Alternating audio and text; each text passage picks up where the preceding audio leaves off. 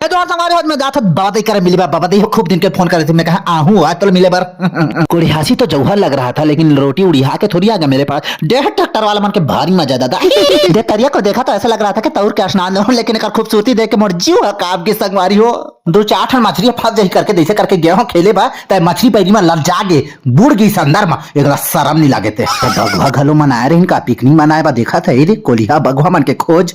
यहाँ बने मछली कोतरी केकरा होगा करके टमड़ा तो बेंचा निकला। तो पेड़ ढूल गए रही तब मैं कहने बस चढ़ू आज जो भी हो जाए पेड़ में चढ़ के आज मैं अपन हिम्मत के सामना करूँ संगवारी हो। ऐसे करके पेड़ में चढ़ गए हो जी, और बाद में का कहूँ जानता मोर पैसा ला कब दे दे पानी पोरे भाई।